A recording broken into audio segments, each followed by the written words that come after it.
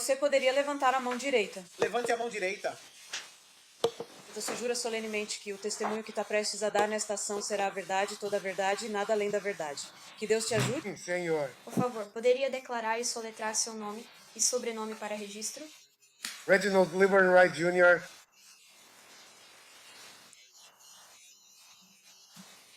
Reginald Lieberman, L-I-L. U-R-N. Wright se escreve W-R-I-G-H-T e eu sou Júnior. Obrigada, senhor. Quando estiver pronto, Sr. Paul, pode prosseguir. Calma. As instruções. Só um segundo. Eu não consigo ver o que vou beber aqui. Ok, ótimo. Certo, vou direto. Eu preciso ter certeza.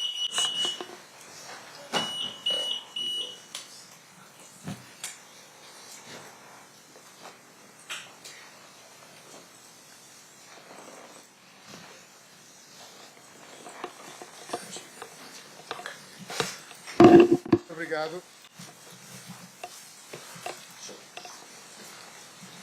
Tudo certo, senhor. Boa tarde, senhor. Boa tarde, senhor. Você se importa se eu te chamar de Red? Sim, Ok. Senhor, onde o senhor cresceu? eu cresci na cidade de Compton, Califórnia.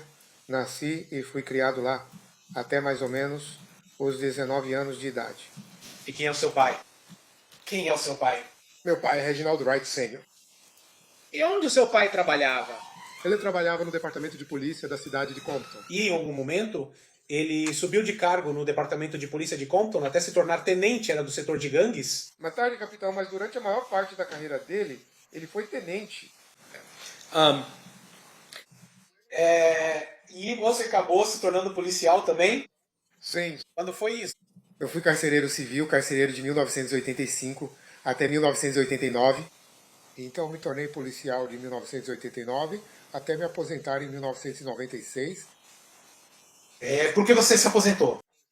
Recebi a aposentadoria médica por necrose vascular no tornozelo direito. Mas não é por isso que estou assim. Isso aqui é resultado da Covid. Depois que você saiu, deixou o departamento de polícia de Compton e se aposentou por motivos médicos, onde você trabalhou depois? Bem, para ser honesto, meu último ano ou dois como policial, eu trabalhei na segurança da Death Row como chefe de segurança e também tinha uma empresa de segurança privada. Agora, isso era algo que chamavam de bico, que os policiais faziam bico quando estavam de folga? Sim, senhor. Você pode explicar pra gente o que significa fazer bico quando tá de folga? Bem, fazer bico basicamente é trabalhar fora do expediente, nas suas horas de folga, trabalhando para diferentes empresas. Eu trabalhei para várias empresas, não foi só para Death Row. Eu trabalhei para empresas de caminhão, empresas de transporte, fazendo segurança. Trabalhei em boate, no Raiders Club, que ficava dentro do Compton Hotel. Trabalhei em várias gravações de videoclipes. Apenas um dinheiro extra por fora quando estava de folga. O departamento de polícia de Compton não pagava bem? Acho que eu era um pouco jovem e ganancioso. E então, em algum momento, você disse que um dos trabalhos que teve foi fazer bicos para Death Row, certo? Sim, senhor. E você pode nos dizer o que é a Death Row? A Death Row Records é uma gravadora que ficava sediada em Beverly Hills, Califórnia. E quem comandava a Death Row Records naquela época? o senhor com quem eu realmente cresci. Estudamos juntos na escola primária, no ginásio e no ensino médio, chamado Marion S. Suge Knight. Quando você diz Sugi, é assim que ele era chamado? Eu o chamo de Sugi. Então, depois que você se aposentou, você, na verdade, deixa eu voltar um pouco. Como parte do seu trabalho como policial em Compton, você conhecia os diferentes bairros e os membros desses bairros? Sim, senhor. Fazia parte do seu trabalho saber quais áreas estavam associadas a quais gangues? Praticamente fazia parte do trabalho. E como eu disse, comecei por volta de 1985, então fui me familiarizando enquanto trabalhava na cadeia. Era algo que me deixava curioso, sabe, já que meu pai era envolvido com as gangues. Isso também era algo que me intrigava. Então, quando você disse que cresceu com Sugi, você cresceu no mesmo bairro em que Sugi cresceu? Sim, a cerca de 2 quarteirões de distância. Aquela área era considerada território Mapiru? Está correto, senhor. Quando você estava crescendo, você conhecia os Mapiru? Eles apareceram mais tarde. Era realmente uma área do Luther's Park, Peru. Mas então, acho que quando eu estava mais ou menos na 7ª série, que teria sido por volta de 1978, talvez um pouco depois. 80. Eles começaram a se chamar Mapiru. Então eles se chamavam Luther's Park Peru antes e depois passaram a ser chamados de Mapiru. Nós basicamente dividimos isso. Tudo ao sul de... Os clãs eram dos Mapiru e tudo ao norte era o contrário. O norte era dos Mapiru e o sul era a área dos Luther na Avenida Rosecrans. Você conhecia uma gangue chamada Southside Compton Crips? Sim. Como você conhecia o Southside Compton Crips? Bem, crescendo na cidade de Compton, todos nós jogávamos esporte juntos e ouvi falar deles quando eu jogava no Kelly Park, beisebol da Little League, no Compton Northern.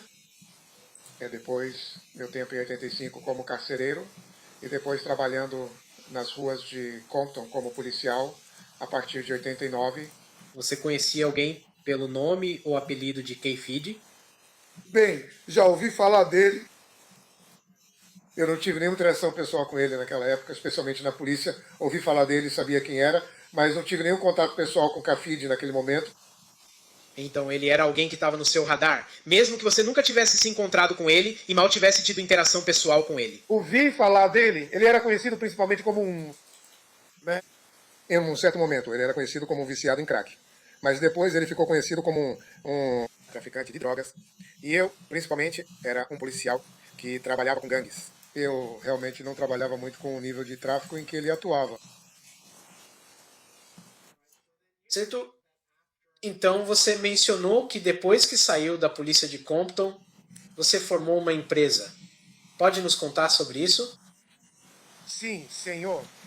Então, em 94, inicialmente, eu estava usando uma empresa de segurança privada, porque eu era meio que o responsável pela segurança da Death Row, chamada Code 4. Mas quando percebi que estava prestes a me aposentar, abri minha própria empresa privada chamada Right Way Protective Services. E isso realmente só começou por volta de 1995. Mas em 94 eu estava usando outra empresa privada. E quem eram seus clientes? O seu cliente era só a Death Row ou você fazia mais alguma coisa? Eu tinha alguns clientes, como a Honda Pasadena, que era uma concessionária de automóveis, uma concessionária em Compton. Eles estavam retomando os carros das pessoas e precisavam de um segurança. Mas o meu maior cliente, 95% da minha clientela, era a Death Row Records. Agora, me conte sobre isso. O que você fazia quando diz que era segurança ou que sua empresa de segurança trabalhava para a Death Row Records? Ou era contratada pela Death Row Records? O que isso significa, na verdade? Isso foi crescendo com o tempo. Em 94 era basicamente só para eventos especiais. E aí eu tinha alguns policiais de folga ou aposentados acompanhando os artistas em 94. Em 95, 96 ficou um pouco maior. Eu tinha segurança no escritório, nos estúdios de gravação, levando o Sr. Knight para cima e para baixo. 2 com o Sr. Shakur, 2 com o Snoop Dogg, Snoop Brothers. Outros artistas quando iam a eventos promocionais como esse. Então eu poderia ter cerca de 10 policiais trabalhando por dia. É quando você diz 10 policiais, eram pessoas que você contratava ou trabalhavam para você nisso? Nesse mundo, eles eram em sua maioria policiais de folga? De folga, da reserva ou aposentados. E por que isso? Porque eles podiam portar armas de fogo escondidas. Sabe, onde não fica exposto. Nós tínhamos policiais ostensivos no estúdio, mas principalmente os seguranças portavam armas de fogo escondidas. E nós vemos... E para o treinamento também. Ouvimos James McDonald pouco antes de você depor. Seria justo dizer que eles também eram membros da gangue Mapiru que circulavam pela Death Row Records? Está correto. Maluther, Westside, geralmente piros da cidade de Compton. E essas gangues geralmente estão associadas aos Bloods, tá certo? Está correto, senhor. Então. E os Crips são, quer dizer, eles são. Bem, deixa eu te perguntar, Crips e Bloods, eles são uma aliança ou normalmente estão em conflito? Normalmente em conflito.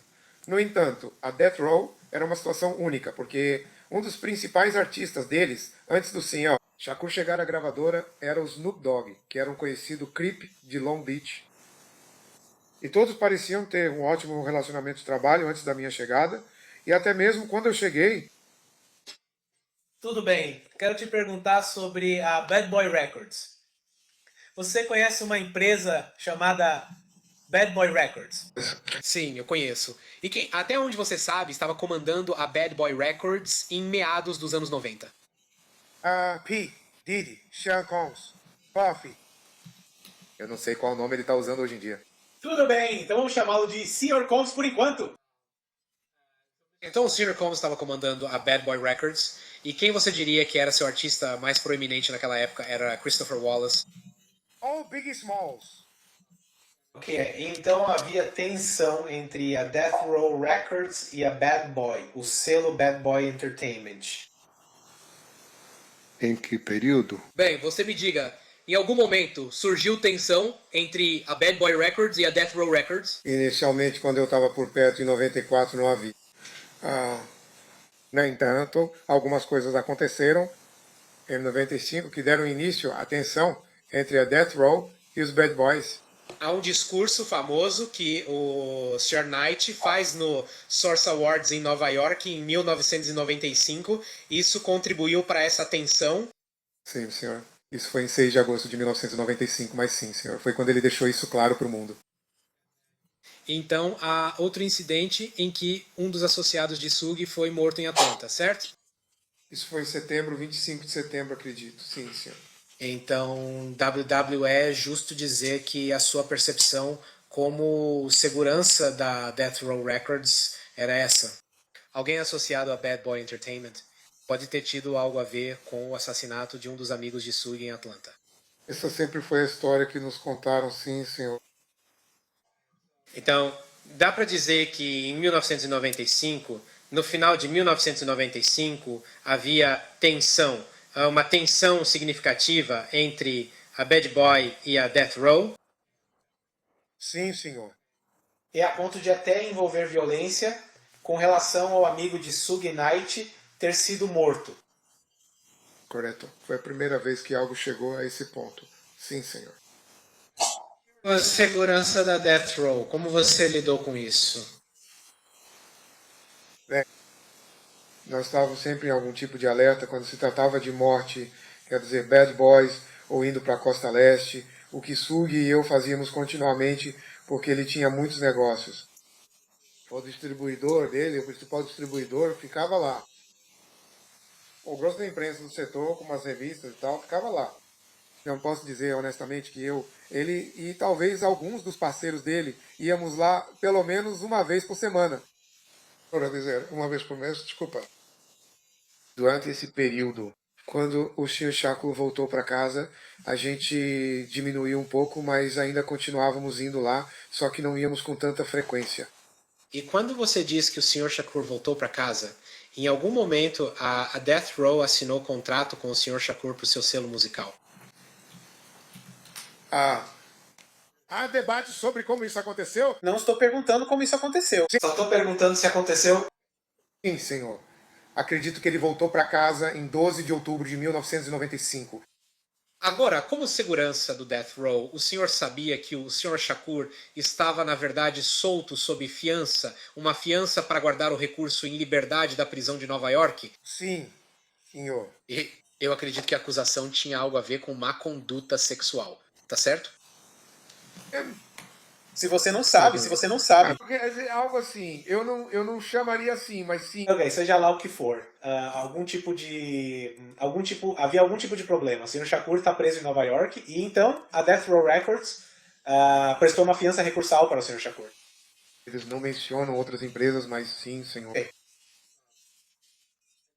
Então o Sr. Shakur se muda para onde fica a Death Row, ou ele permanece na região de Nova York, ou para onde ele vai? Não, eu me lembro. Na verdade, eu fui buscá-lo no aeroporto, eu e um dos meus seguranças chamado Kevin Hack. E nós o levamos e imediatamente fomos ao restaurante Montes e comemos. Depois fomos para o estúdio de gravação naquela noite. E a partir desse momento conseguimos um quarto para ele, levamos ele para o Hotel Peninsula, onde ele ficou por, acredito que por 1 ou 2 meses. Depois ele conseguiu um lugar na Wilshire e mais tarde uma casa em Calabasas. Como chefe da Right Way Security, que foi contratada pela Death Row Records, você era responsável pela segurança de Tupac Shakur? Sim, senhor. Quando ele lidava com a segurança de Tupac Shakur? Bem, eu tinha 2 caras que ficavam designados para ele na maior parte do tempo. Deles era um cara chamado Kevin Hack, que estava com ele muitas vezes no começo. Mais tarde, perto do final, um senhor chamado Frank Alexander também foi quem trabalhou com ele. E então eu sempre tinha outros caras como Al Giddings que ajudavam a cobrir quando aqueles caras não estavam disponíveis. Mas geralmente eu sempre tinha um segurança com ele. Depois que essa música específica foi lançada, por volta de maio ou junho, aumentamos para 2 seguranças. Agora, você mencionou que uma música específica foi lançada e isso mudou a forma como você lidava com a segurança de Tupac Shakur. De que música você está falando? Era uma música chamada Hit 'Em Up. E é justo dizer que nessa música Tupac está expressando de forma agressiva sua antipatia pelos membros da Bad Boy Entertainment, assim como por outros artistas. Eu dizer isso. Como resultado disso, você decidiu mudar a segurança do Tupac ou aumentá-la? Bem, eu participei da discussão e no final tive que aprová-la, mas tenho certeza de que o Sr. All Night e possivelmente o Sr. Shakur e talvez o oficial de segurança que estava principalmente com ele, todos nós concordamos que ele provavelmente precisava de mais um cara com ele, certo? Você sabia, nessa época, que uma gangue de Compton estava sendo usada pela Bad Boy Entertainment quando eles vinham para a costa oeste? Nós tínhamos ouvido esses rumores e estávamos cientes. E que gangue era essa? Compton Southside Crips. Agora, Southside Crips, essa era a mesma gangue que você nos disse anteriormente que o Sr. Davis fazia parte. Está correto? Sim, senhor. E quando eu digo Sr. Davis, quer dizer K-Fidi. É isso que eu acredito que ele seja. Sim. Então, houve algum momento em que a Death Row, você e qualquer outra segurança não oficial da Death Row tiveram algum confronto com a Bad Boy e os Southside Compton Crips? Sim, tivemos um confronto no Soul Train Music Awards. Eu afirmei anteriormente que o Sr. Davis estava com ele e acho que até cheguei a dizer que ele era um dos que estavam perto do cara com a arma. Nunca disse que ele era o cara com a arma, mas tem circulado por aí, sabe, nas redes sociais, onde um sujeito apareceu e admitiu que foi ele quem realmente estava com a arma naquele incidente específico chamado C. Gutter. Então você se lembra bem, vou te perguntar qual é a sua lembrança independente, conte pra gente sobre esse incidente. Nós estávamos no Soul Train, como é o Soul Train Music Awards. Train Music Awards, sim. E aproximadamente de que período estamos falando? Abril, maio de 95. De 95? Desculpa, 96. De 96? 96. Me desculpe. E você mencionou antes a música Hit 'Em Up? Isso foi antes ou depois da música Hit 'Em Up? Isso foi antes dele. Isso foi antes de Hit 'Em Up. Ok. Conte para nós o que aconteceu no Soul Train Music Awards. Nós chegamos, originalmente, tivemos uma comitiva de cerca de 50 pessoas conosco, mas eles só permitiram que 2 de nós, 2 carros nossos, entrassem no estacionamento dos fundos, porque era lá que estavam toda a estrutura, os trailers e coisas assim. Então nós entramos pelos fundos. Sr. Knight, Sr. Shakur e alguns dos outlaws estavam dentro de um Hummer. E eu e Frank, que era o segurança do Tupac naquela noite, nós fomos atrás deles. Quando estávamos saindo do veículo ou nos preparando para estacionar, o Shakur viu Christopher Wallace Puff e um grupo de pessoas, alguns caras que eu reconheci do Society, naquele grupo. E eles estavam. O senhor Shakur imediatamente ficou furioso e começou a gritar. E houve uma confrontação entre Big e Smalls, é o senhor. Shakur aconteceu a ponto de um dos caras deles sacar uma arma. E foi aí que eu saquei minha arma e apontei para ele, implorando para que ele não levantasse a arma. Havia alguns seguranças da nação do Islã lá, eles entraram no meio, separaram a gente, os caras fugiram e correram em direção à rua, no estacionamento. Desculpe, correram em direção à rua? O cavaleiro com a arma e algumas das pessoas que estavam com ele saíram correndo. Agora, você disse que o Soulside estava fornecendo esse tipo de apoio. Eles estavam com ele na comitiva, sim, senhor.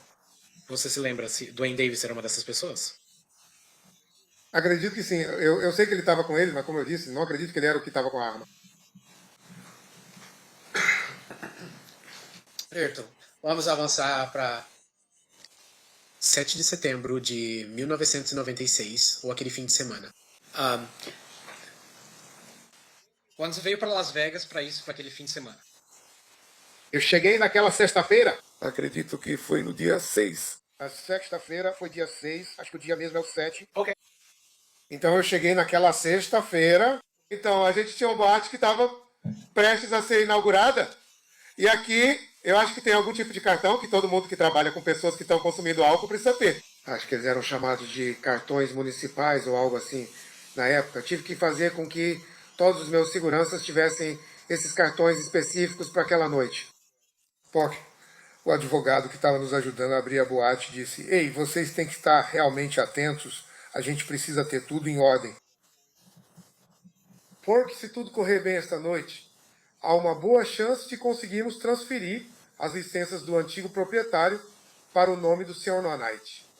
Ok. Então, vou te interromper aqui. Primeiro, você está falando que recebeu conselhos de um advogado. Você lembra quem era esse advogado? Sim, senhor. Quem era esse advogado? George Calise. Callice. Então, quando você recebeu o conselho do advogado, ele geralmente dizia que você precisava ficar atento, por assim dizer. Porque quando você está...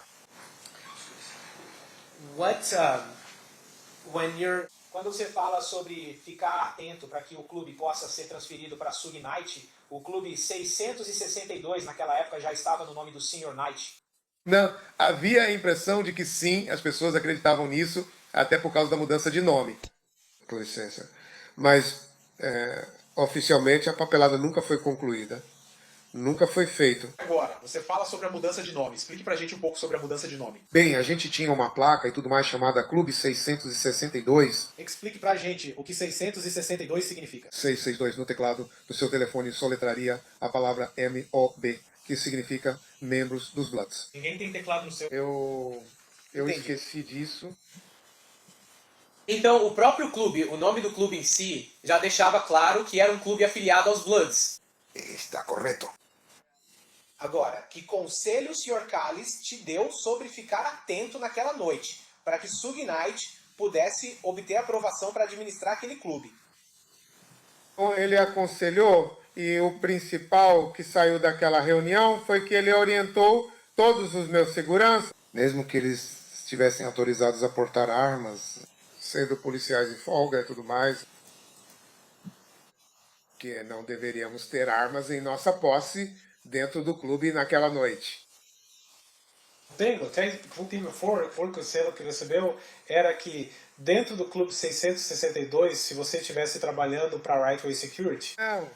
você não está portando uma arma. Sim, senhor. Você comunicou isso para as pessoas que trabalham para você? Bem, tivemos uma reunião no escritório do Sr. Callice.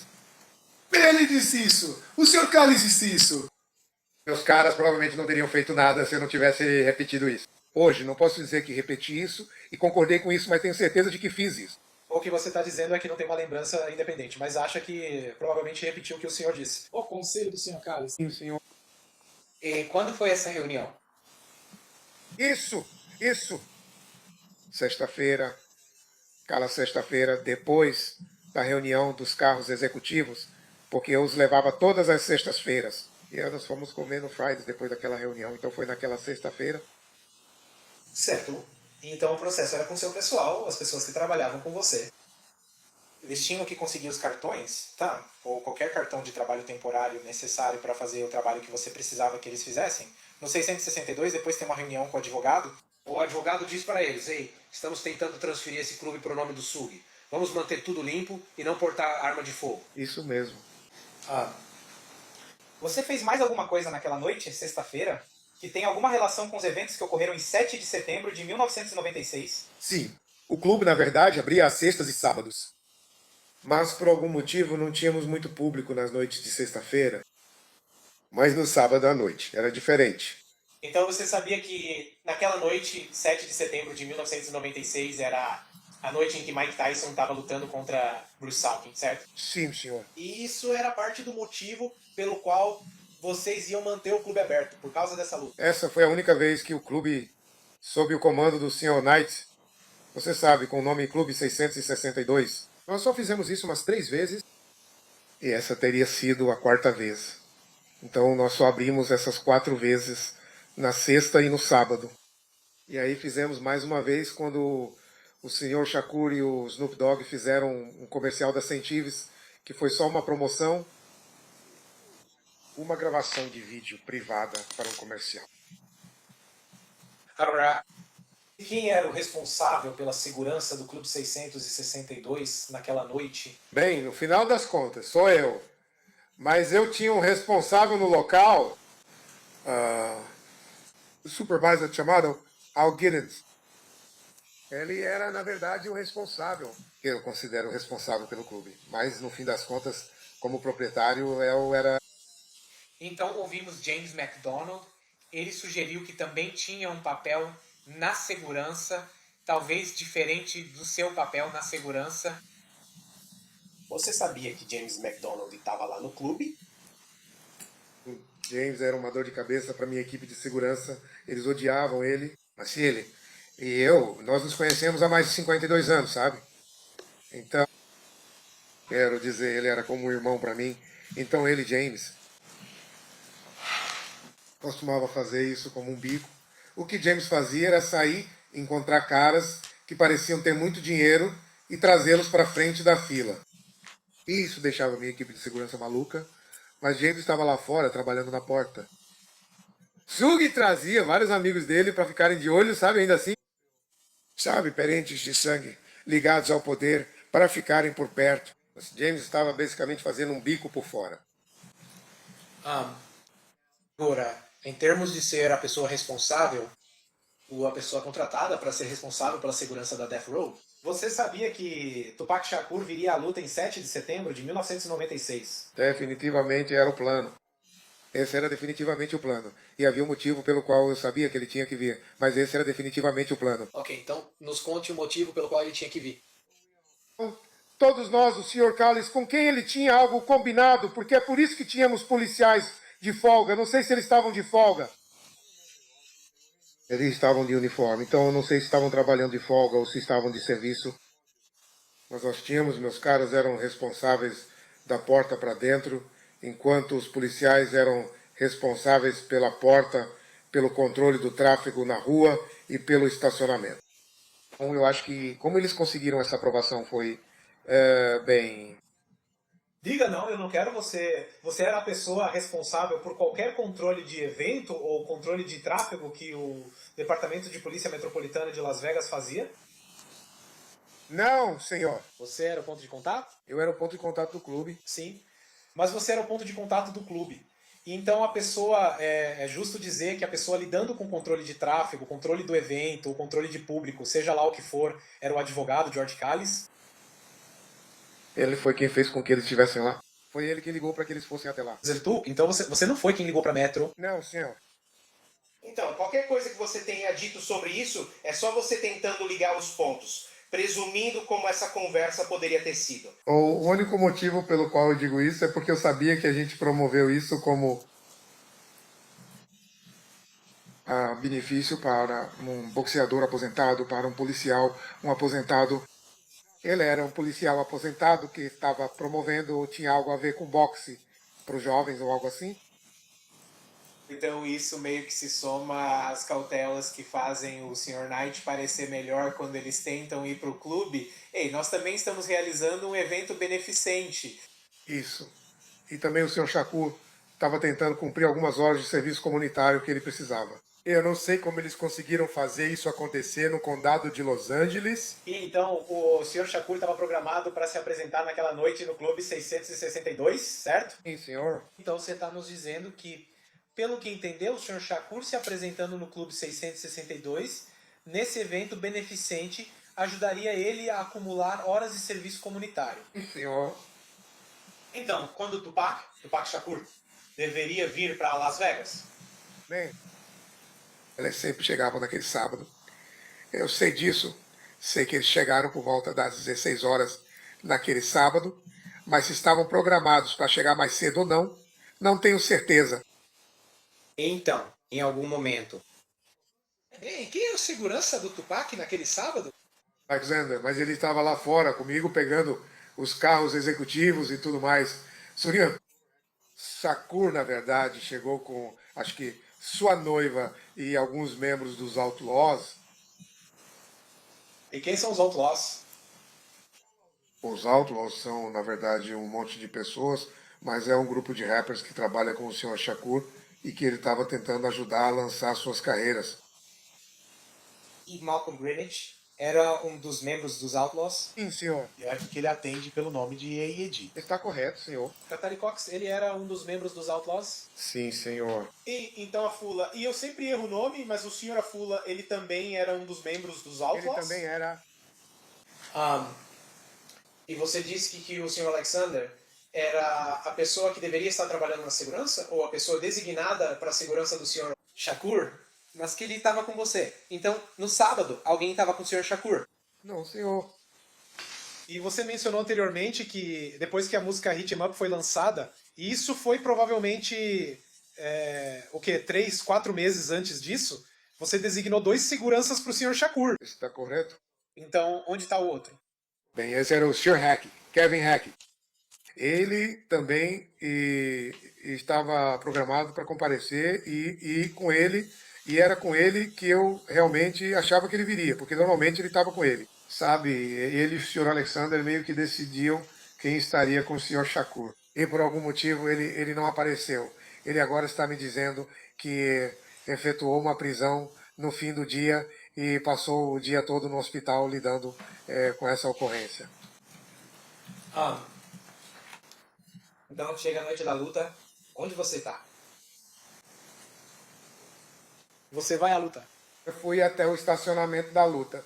Vi que estava meio bagunçado, confuso, agitado para entrar. Mas também recebi uma ligação do Sr. Giddings. O Giddings, que era o meu supervisor no clube.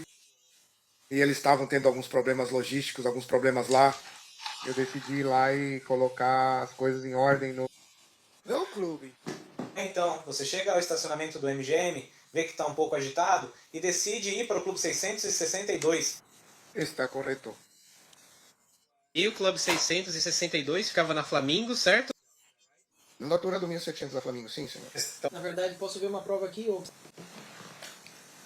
Documento já exibido aqui, que já foi admitido. Tudo bem, na verdade, Sr. Wright, você não está em uma posição muito boa para nada disso. Mas aí tá, temos ali, você consegue ver o 662 ali em cima. Eu não estou com meus óculos. Não, don't worry. Desculpe.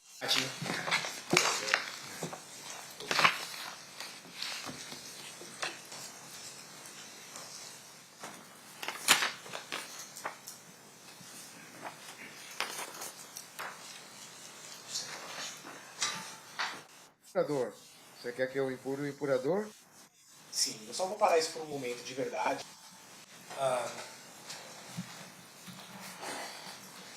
Olha, veja, tem um Clube 662 marcado em vermelho nesse mapa. Você tá vendo? Sim, senhor. Isso representa com precisão o que era o Clube 662. Sim, senhor. Então você sai da Strip de Las Vegas e vai para o Clube 662. Está correto, senhor. Foi isso, você cuidou das questões logísticas no Clube 662. Bem, eu acho que sim. Com certeza. Tenho certeza de que resolvemos tudo. Sim, senhor. Então, o Clube 662, você ficou no Clube 662 ou voltou para a strip naquela noite? Não, eu fiquei lá o tempo todo até. Sabe, até eu ser contatado por outras pessoas. Ok, então vamos começar antes de chegarmos lá. Como estava o 662 naquela noite? Estava super movimentado ou estava menos cheio? Os clubes geralmente só começavam a ficar cheios por volta das 23 horas. Aqui a gente chegou lá por volta das 8h30. Então eventualmente ficou cheio, mas eu não diria que estava super, super lotado naquele momento. Ian Francisco de Seta lá, ela mudou. Bem, todos nós sabemos que em 7 de setembro de 1996, Tupac Shakur foi baleado e o senhor Knight foi pelo menos de raspão atingido na cabeça por uma bala. Você ficou sabendo disso? Sim, senhor. Como você ficou sabendo disso? Oi, cavalheiros, Monty. Se o verdadeiro nome era Alton MacDonald e um homem chamado... Bem, o verdadeiro nome dele é Roger Williams, mas o apelido dele é Neckbone. Eles entraram no clube e vieram direto até mim. Foi tipo, Regi, Sug, o Pop acabou de ser baleado na rua. Achei que eles estavam brincando comigo porque ficaram tipo, cadê o Reg, sabe? Porque eu não estava lá com ele. Mas aí o Sr. Callis, que estava perto de mim, ao que ele conversou com alguns dos policiais que estavam trabalhando na frente, e meio que confirmou para mim que algo tinha acontecido. E aí, nessa hora, eu vi uns 4 ou 5 outras viaturas que estavam trabalhando no clube. Eles começaram a sair, indo naquela direção. Agora, você mencionou duas pessoas, Bantry e Alton MacDonald. O Bantry tem alguma relação com James MacDonald, a pessoa que testemunhou antes de você? Esse é o irmão mais novo dele, sim, senhor. Então você mencionou Neckbone, Roger Williams. Essas pessoas eram empregadas pela Right Way Security? Não. Senhor, eles faziam parte da Mob High Road. Sim, senhor. É justo dizer, como conversamos antes, que Suji costumava ter membros da Mob High Rule por perto. Correto. Aonde não fossem seguranças oficiais, você diria que eles ofereciam um tipo diferente de segurança? Sim, seria justo dizer isso. Está correto. Então, ao saber que, bem, naquela época, quando Suge Knight e Tupac Shakur estavam indo para o Clube 662, você estava ciente dos movimentos deles? Você estava ciente de que eles estavam indo para o clube naquele momento? Não, naquele momento eu não tinha ouvido nada. Eu não tinha me comunicado nada. E eu só sabia que eles acabariam chegando lá. Mas não, eu não sabia de nenhum movimento de onde eles estavam ou quando eles estavam vindo na nossa direção. Você disse que Frank não tinha te contado nada. Nesse momento, o Frank já tinha se encontrado com o Tupac? Desculpe. Frank estava com Yusei Shakur desde mais ou menos 16 horas naquele dia, das 16 horas às 17 horas no sábado. Ele estava com ele naquele dia. Então ele não saiu dirigindo com o Sr. Shakur, mas acabou se encontrando com o Sr. Shakur. Está correto. Ele e outro cavaleiro que estava inicialmente com ele, chamado Michael Moore. E o Sr. Moore também fazia parte da equipe de segurança? Ele também trabalhava para a Right Way. Então você tem o Sr. Shakur e o Sr. Knight indo para o Clube 662. Pelo que você sabe, havia outras pessoas indo também. Acho que já ouvimos falar do Neckbone e do Bantry. Havia outras pessoas indo para o Clube 662 com o Sr. Knight e o Sr. Shakur. Nesse trajeto, havia mais de um carro ou era uma quantidade de carros indo para o Clube 662? Eu só posso falar sobre o que eu sei agora. Ok, bem, não, naquela época, pelo que você sabe, Eu só sei quem normalmente estava com ele. Então, depois que Bantry e Neckbone te disseram que o Sr. Shakur e o Sr. Knight tinham sido baleados e você pareceu receber uma confirmação do advogado, o que você faz? O Sr. Callis e Michael Moore, que estava com o Sr. Shakur mais cedo, que, você sabe, o trabalho principal dele era trabalhar no clube. Ele e eu entramos no carro com o Sr. Callis e fomos em direção ao local onde nos disseram que o Shakur e o Sr. Knight estavam. No entanto, no caminho, o Sr. Callis estava ao telefone e fomos informados de que eles estavam indo para o UMC. Então, vocês foram para o UMC? Está correto, senhor. Agora, voltando um pouco, você viu o carro em que Bunter e Neckbone chegaram ao clube 662? Sim, senhor. E você notou algo notável sobre esse carro? Sim, senhor. O Bunter tinha um Toyota Supra preto. E havia um buraco de bala no paralama do lado do motorista. Vamos voltar para. Você está a caminho de. Ou você está indo para o MC. O que acontece no MC? Cheguei lá. Claro, você sabe, senhor Knight. Senhor Shakuri estava na sala de emergência. Eu só consegui ver o senhor Knight cerca de 3 horas depois. Então, mas havia muita gente se reunindo. Acho que as pessoas ouviram o que aconteceu no clube e começaram a se reunir lá. E as pessoas estavam começando a se reunir e no estacionamento do lado de fora do hospital. Ou o Sr. Knight ficou internado no UMC por muito tempo, ou, tipo, por semanas, ou o que aconteceu com o Sr. Knight? Não, o senhor Knight recebeu alta. Eu saí antes, não sei por que eu saí. Eu saí antes dele receber alta, por volta de 4 ou 5 horas daquela manhã. Mas eu sei que eu estava de volta na casa dele. Eu fui. Todo mundo deixou a casa dele segura. E eu sei que eu estava de volta na casa dele por volta das 6 às 7 horas daquela manhã. Eu fiquei com ele o dia todo. Depois de tudo isso, ou em algum momento durante isso, você entrou em contato com seu pai? Sim, senhor. Não sei, mas... O telefone. Liguei para ele algumas vezes durante aquela noite. Contei para ele o que tinha acabado de acontecer com o Sugi e com o Sr. Shakur. Sabe, foi meio estressante para mim. Liguei para ele algumas vezes naquela noite. Como você está ligando para ele? Pelo celular. Você tinha um celular na época? Sim, senhor. Certo. E você.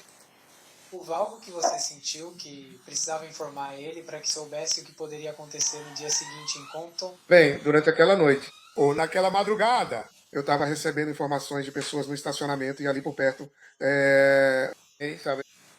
Eles se envolveram numa briga no MGM com alguns caras do Southside e Count Compton Crips. Então eu passei essa informação para ele. Eles não sabiam quem eram as pessoas. Só que eles se meteram numa confusão com os caras do Southside. Eu disse para ele, ei, isso vai dar problema lá em Compton. Quando você voltou para Compton? Quando você voltou para Califórnia? Cerca de 2 semanas depois. Então você estava na cidade enquanto o Sr. Shakur estava no hospital? Durante todo o tempo que ele esteve no hospital, e também na semana seguinte. Qual era o seu papel enquanto o Sr. Shakur estava no hospital? Eu tinha 2 caras designados do lado de fora da porta dele, o tempo todo em que ele estava lutando pela vida. Eles estavam lá apenas. Tiveram problemas com. Eu me lembro de uma voluntária tentando se aproximar sorrateiramente e tirar uma foto dele enquanto ele estava deitado lutando pela vida. E nós só estávamos tentando manter as pessoas afastadas. Claro, Sr. Shakur, sua mãe estava no comando, mas principalmente tentando manter afastadas as pessoas que ela não queria lá ou que não tinham sua permissão para entrar, para ver o Sr. Shakur enquanto ele lutava pela vida. Então você diz que depois que o Sr. Shakur faleceu, ficou em Vegas por mais uma semana? Está correto. Por que isso? Bem, fui eu quem realmente recebeu as cinzas dele e um dos meus seguranças, que se chamava James Green, estava comigo. James Green voou de volta com as cinzas e depois as entregou a alguém da família. Acredito que tenha sido para a mãe. Mas se não foi ela, foi alguém que ela autorizou a receber as cinzas. Você foi a pessoa que entregou as cinzas. Ray Walls. Você recebeu cinzas e então entregou Entregou para James.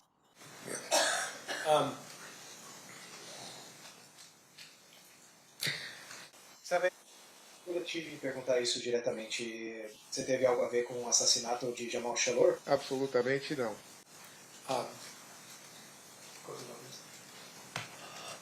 Brandon Anderson.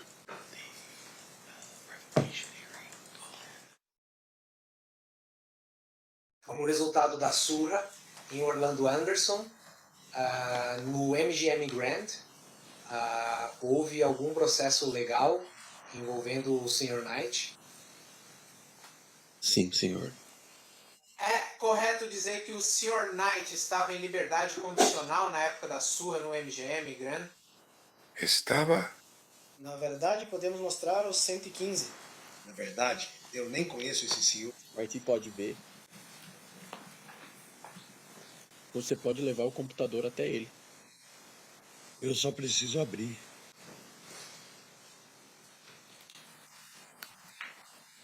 Você quer fazer isso no seu computador para que ele possa ver de perto. E eu vou mostrar pro júri.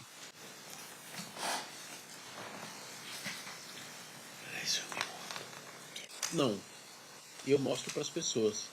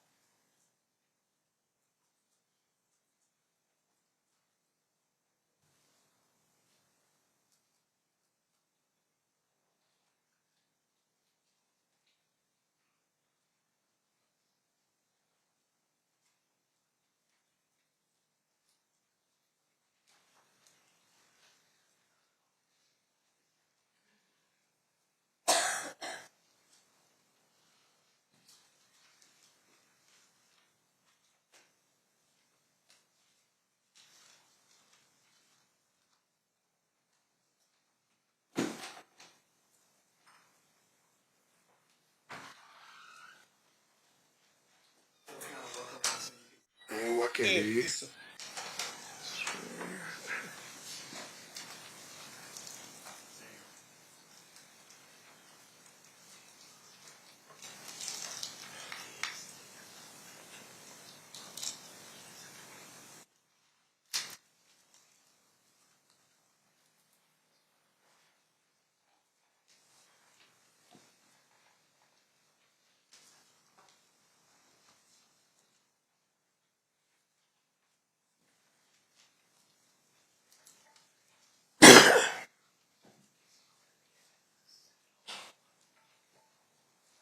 Vou tentar coordenar isso, juiz.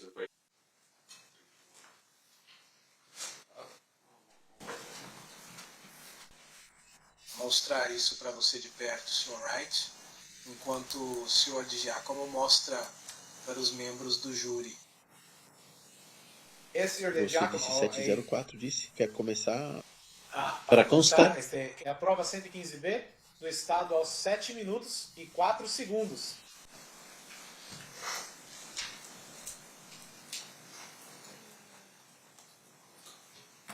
Ok, só um minuto. Na verdade, antes de começarmos a reproduzir... Sr. Wright, o senhor já viu o vídeo da MGM antes? Sim, senhor. Eu ia dizer que o senhor já viu mais de uma vez. Sim, senhor. E também em parte porque fazia parte de um processo de revogação que envolvia Suge Knight. Está correto. Agora vou mostrar para você o 115B, começando em 7.04. Estou clicando. 1 segundo.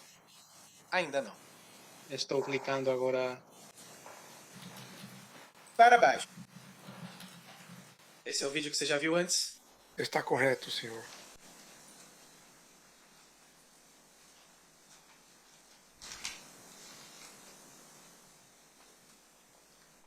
Vou pausar. Começando às 7h20. Então por quê? Você reconheceu as pessoas que estavam batendo no Sr. Anderson ali? Batendo ou chutando? Quem são eles? O cavaleiro de branco, com chapéu preto, era bem... Vamos tentar. Tenta coordenar isso. De novo.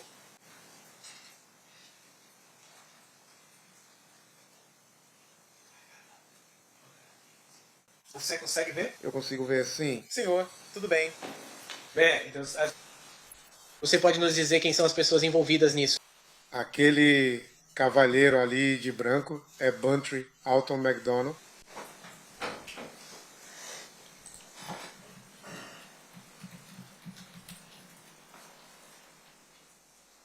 Parece que é alguém com uma camisa dourada. Quem é essa pessoa? Parecia ser o Sr. Shakur.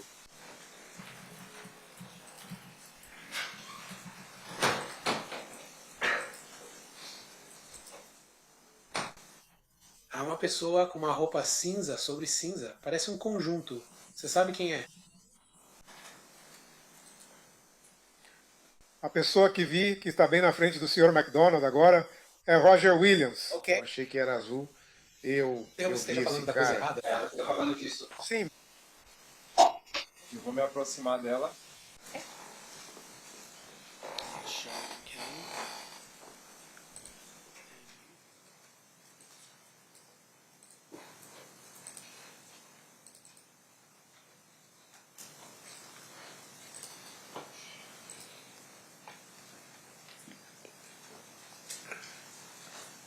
Esse é o Sr. Knight. E aquele é o Sr. Williams.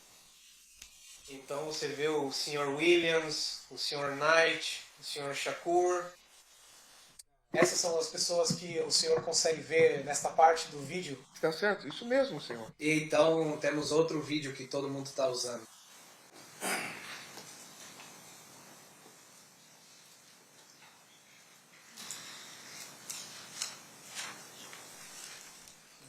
Você consegue ver isso?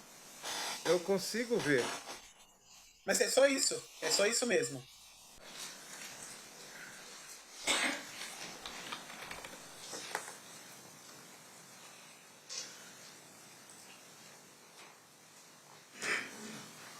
Acertou, vou mostrar o Sr. Wright 115C.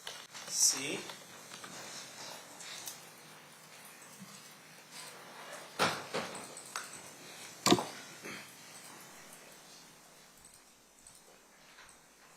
E o Sr. Shakur, Sr. Knight, Bantry, Sleep.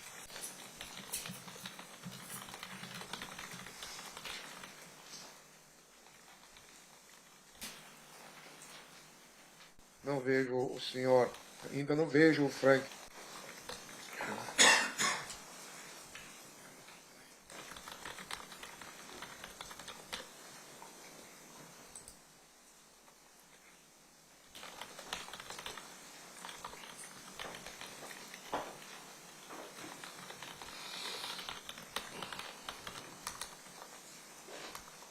Ok, aí está. O Sr. Alexander é aquele de camisa sem mangas. Ele está liderando o grupo agora. Você viu o Trayvon Lane? Ah.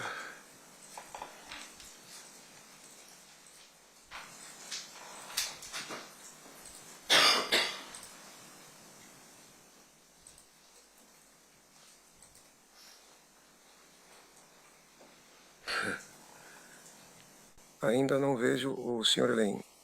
Não, ele estava usando um boné. Já o vi antes, mas não o vejo agora. Deixe-me olhar de novo.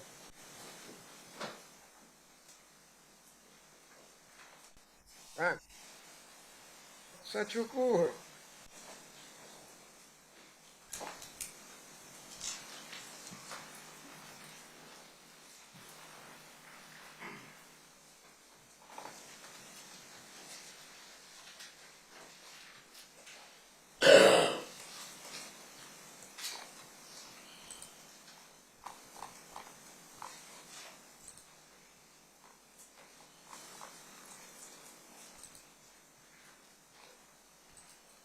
Desculpe.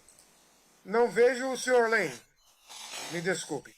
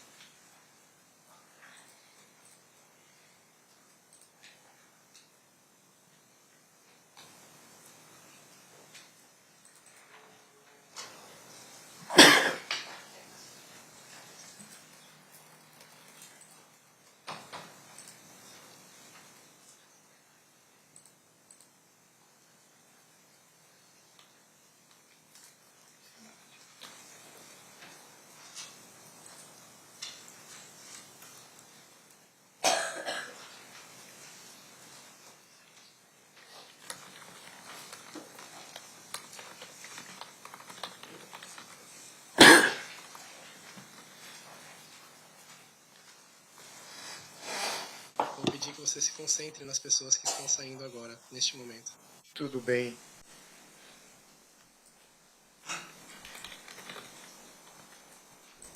Bem ali, no canto superior direito. Então você vê ele saindo. Sim. No canto superior direito está o Sr. Lane. Então você o vê deixando o local. Mas na verdade você não o vê durante o. Você não. Vê ele. Na verdade, batendo no senhor. Eu não vi ele não, senhor. Eu não vi ele fazer isso. Mas ele tá com um grupo que tá fugindo da surra do Sr. Anderson. Está correto. Vou te mostrar o que foi marcado como a prova 60 proposta pelo Estado. Você reconhece quem é essa pessoa? Esse é o Sr. Lane. Você reconhece a pessoa na prova do Estado número 7.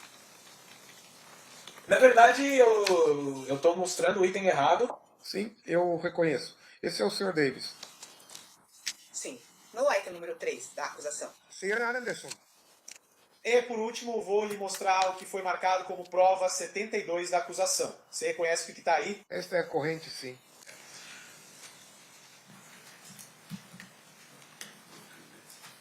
Certo? Vou juntar essas provas aos autos, sem objeção. Fica registrado. Você pode mostrar o número 6. Isso é. Desculpa, se é 6 de março, acho que é 063, pronto. Essa é a pessoa que você identificou como Trayvon Lane? Sim, sim, senhor. Pode. Prosseguir. Obrigado, meritíssimo. Aí seria mais fácil olhar pro monitor no banco das testemunhas ou você consegue ver melhor De assim? jeito desse tamanho eu consigo ver dos dois jeitos. Certo, tudo bem. Agora, você está olhando pro item de prova número 60 do Estado. Quem é essa pessoa? Esse é o Trayvon Lane. Diácono, você se importa de exibir o item número 62? Mostrando ao senhor o item de prova número 62 do Estado. Quem é essa pessoa? Esse é o Sr. Davis. Você se importa de exibir o item número 63? Mostrando ao senhor o item de prova número 63 do Estado. Quem é essa pessoa? Esse é o Sr. Anderson. Então, nós conversamos brevemente sobre isso, então quero apenas mostrar. Mostrando ao senhor o item de prova número 72 do Estado. O que é isso? Essa é a morte de Shai Medellín. E vamos falar sobre isso em um minuto. Mas estávamos falando sobre a surra em Orlando Anderson, no MGM. O Sr. Knight estava em liberdade condicional na época que você mencionou. Isso está correto? Está correto, sim. E então, depois que vocês voltaram de Las Vegas para a região do sul da Califórnia, o Sr. Knight teve um problema legal como resultado de sua suposta participação nessa agressão? Está correto, senhor. E você pode explicar isso para nós? Eles já se encontraram, inicialmente eles já se encontraram, disseram que foram para 30 testes que ele fez com um oficial de liberdade condicional, mas enquanto ele ainda estava sob custódia, eles então acrescentaram a acusação de que ele violou sua condicional por agredir o Sr. Anderson. Então ele está em liberdade condicional. Ele aparece em vídeo, pelo menos aparentemente, participando da agressão ao Sr. Anderson. E por isso ele foi acusado de descumprir a liberdade condicional. Está correto? Senhor, e você participou de alguma preparação para a audiência do Sr. Knight sobre o descumprimento da liberdade condicional dele? Como advogado dele, Sr. Kanner, participei de várias reuniões, sim. E então, você está ciente de uma reunião com o Sr. Anderson? Está correto. Você pode nos contar sobre isso? Então, nós o encontramos no escritório do advogado dele, Sr. E.E.D. Fall. Foi em Seal Beach, acredito eu, onde ficava o escritório dele. E nós encontramos com ele. Os advogados tinham um acordo onde, pelo que entendi, eles iam fazer um acordo ou algo assim para... E o Sr. Anderson viria testemunhar para o Sr. Knight, onde acredito que o acordo era de cerca de $60 mil. $60 mil, porque algumas pessoas da Death Row o agrediram e uma parte foi reservada para ele vir e testemunhar em nome do Sr. Knight.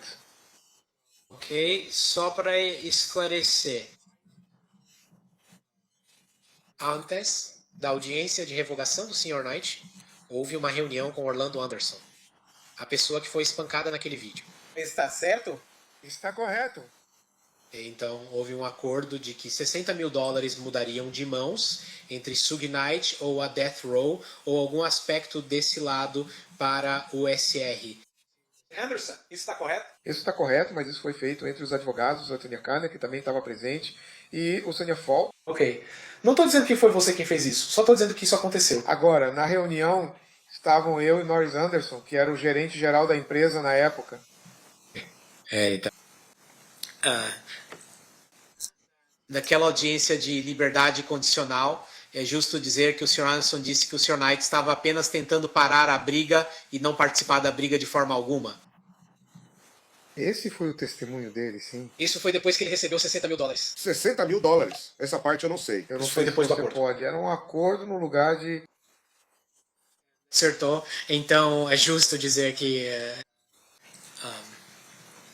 o juiz desconsiderou o testemunho do Sr. Anderson e revogou a liberdade condicional do Sr. Knight. Aqui estou eu. Bem, o juiz acreditou no testemunho do Sr. Anderson. Bem, o Sr. Knight teve sua condicional revogada e recebeu uma sentença de 9 anos. Como resultado, quando o Sr. Knight foi preso por esses 9 anos, quem estava comandando a Death Row?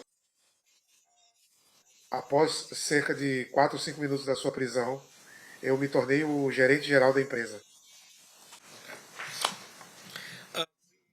Nós mostramos a Death Row. Como você chama isso? Pingente? Pingente. Nós mostramos o pingente da Death Row. Você pode nos contar sobre a distribuição dos pingentes da Death Row para várias pessoas que estavam associadas à Death Row? Principalmente os artistas receberam. E então, pessoas próximas ao Sr. Knight receberam. Eles foram distribuídos para diferentes pessoas, como presentes de Natal em 1995. Você sabia se Trayvon Lane tinha recebido um pingente da Death Row? Ele foi um deles, sim, senhor. E normalmente ele é usado em uma corrente no pescoço? Está correto, senhor. Certo, Sr. Cinti, contra-interrogatório. Obrigado. Sr. Wright, nós já nos encontramos antes. Eu sei, senhor. O senhor tem um podcast, acredite, certo? Canal no YouTube onde eu falo. Tenho certeza de que o senhor provavelmente já está antecipando a próxima pergunta. No seu canal do YouTube, o senhor já falou um pouco sobre mim, por exemplo, certo? Ele está correto. E o senhor também já falou sobre mim? Sim. Então, em relação ao seu podcast, o canal no YouTube... E, mais uma vez, não acho que tenha sido nada pejorativo. Foi mais no sentido de que ele nunca atuou em um caso criminal, ou acho que advogado estilo Hollywood, acho que você disse algo assim, certo? Foram cerca de 10 entrevistas nos últimos 2 meses. Então pode ser que eu tenha dito algo assim. Agora, em relação ao seu podcast, está tudo certo nesse ponto específico. Em algum momento você realmente orientou o Keith dizendo que, olha, ele poderia ganhar dinheiro fazendo coisas no YouTube. Lembra disso?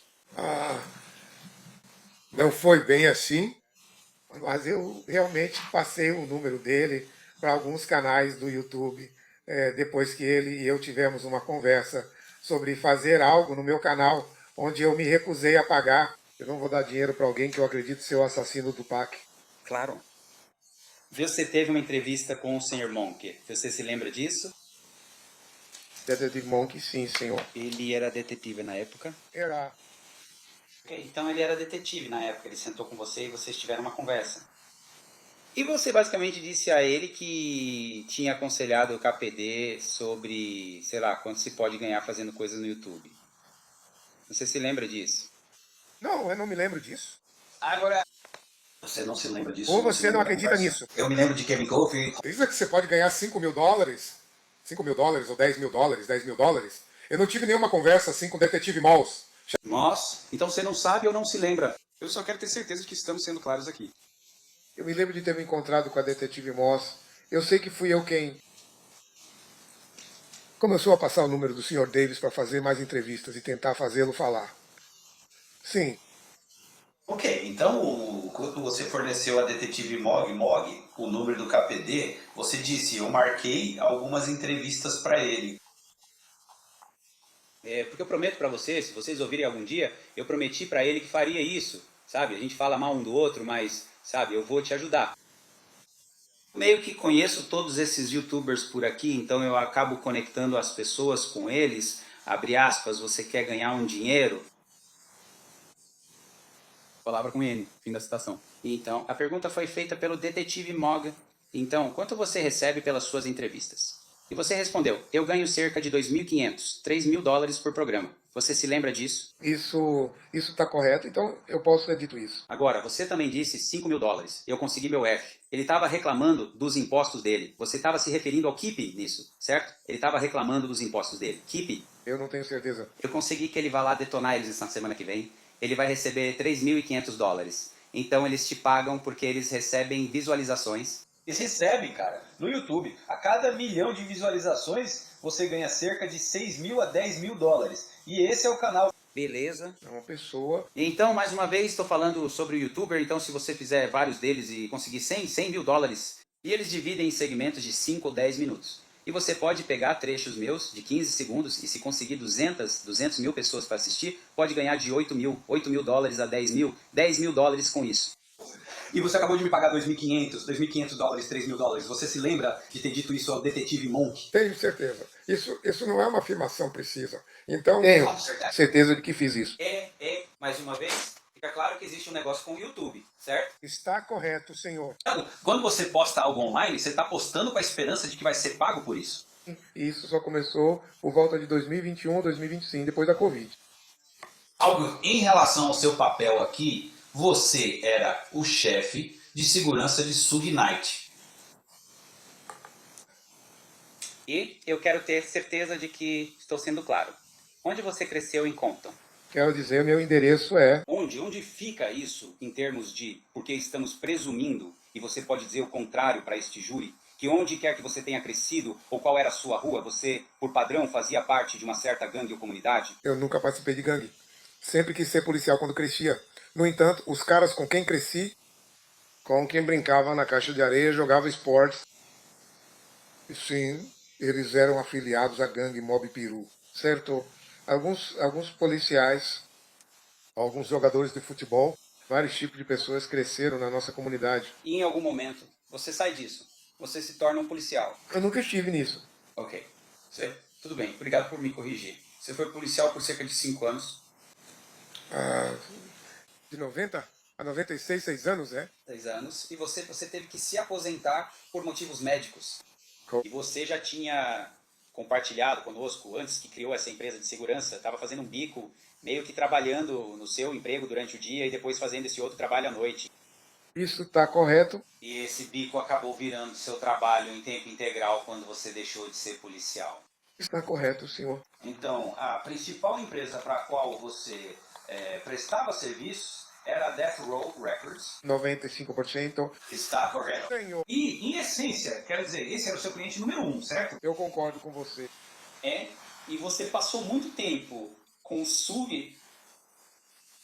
Com o tempo, isso aumentou, mas sim. Em 94, não tanto. 95, 96, sim, senhor. Certo.